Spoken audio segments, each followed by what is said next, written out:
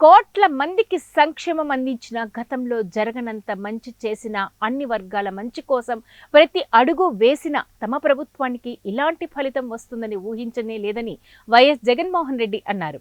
AP assembly ఎన్నికల్లో వైఎస్ఆర్సీపీ ఓటమిపై మంగళవారం సాయంత్రం ఆయన తాడేపల్లిలో మీడియాతో మాట్లాడారు. ఎన్నికల ఫలితాలు ఆశ్చర్యానికి గురిచేశాయి.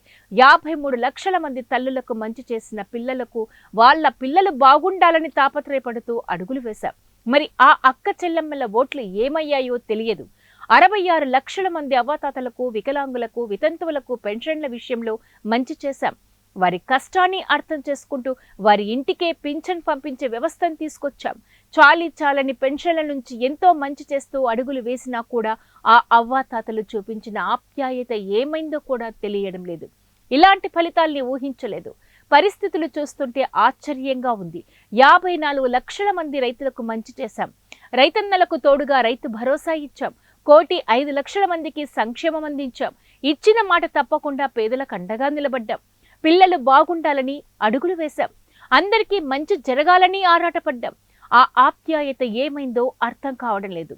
ఆశ్చర్యంగా ఇలాంటి ఫలితాలు వస్తాయని ఊహించలేదు అని వైఎస్ జగన్ అన్నారు.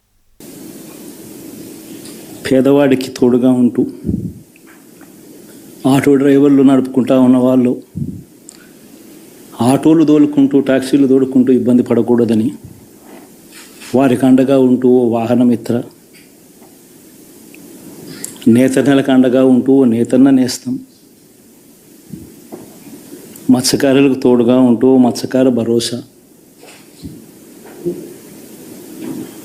ఫుట్పాత్ మీద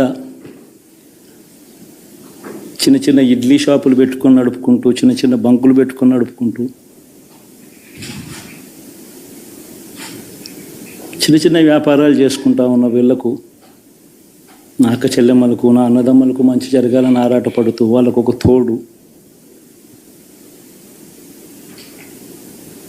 నా రజకులకు, నా నాయి బ్రాహ్మణులకు, నా టైలర్లకు అని అండగా ఉంటూ వారికి ఒక చేదోడు. మరి ఇన్ని లక్షల మందికి ఇంత మంచి చేసి, ఇన్ని కోట్ల మందికి, లక్షలు కూడా కాదు, కోట్ల మందికి మంచి జరిగించి,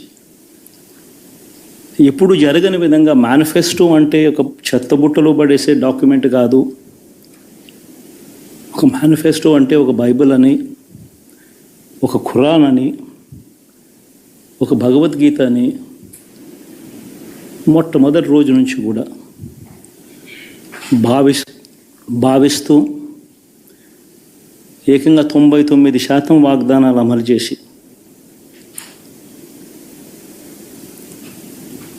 అంతే చిత్తశుద్ధితో ఆ మేనిఫెస్టోను కూడా అక్క చెల్లెమ్మల ఇంట్లోకి తీసుకొని వెళ్ళి చూపించి మీరే టిక్కు పెట్టండి అనే నిబద్ధత గల ప్రభుత్వంగా పనిచేసాం. ఇప్పుడు జరగని విధంగా పిల్లల చదువులు, పేదరికం పోవాలి అని అంటే పిల్లల చదువులకు క్వాలిటీ ఎడ్యుకేషన్ అవసరం అని మొట్టమొదటిసారిగా ఇంగ్లీష్ మీడియంను వ్యతిరేకిస్తున్న వాళ్ళందరూ పెత్తందారులతో యుద్ధం చేసి సైతం పిల్లలకి ఇంగ్లీష్ మీడియం తీసుకొని రావడమే కాకుండా టోఫుల్, ఐబీ లాంటి కళలు కూడా కలం. ఆ పేద పిల్లలకు అండగా నిలబడాలని, తోడుగా ఉండాలని, వారి చరిత్రలు మార్చాలని,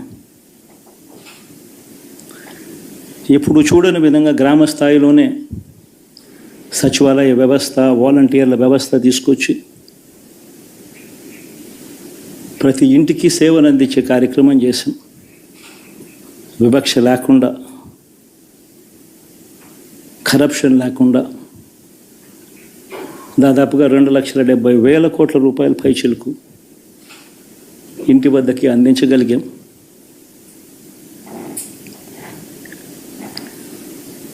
ఇప్పుడు చూడని మార్పులు తీసుకురావడమే కాకుండా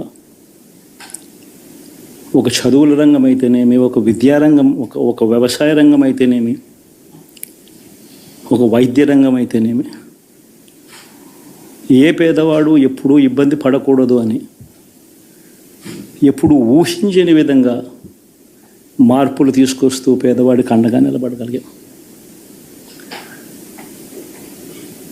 విమెన్ ఎంపవర్మెంట్ అంటే ఇది, మహిళా సాధికారత ఇది అంటే ఇది అని ప్రపంచానికి చాటి చెప్పగలిగాం.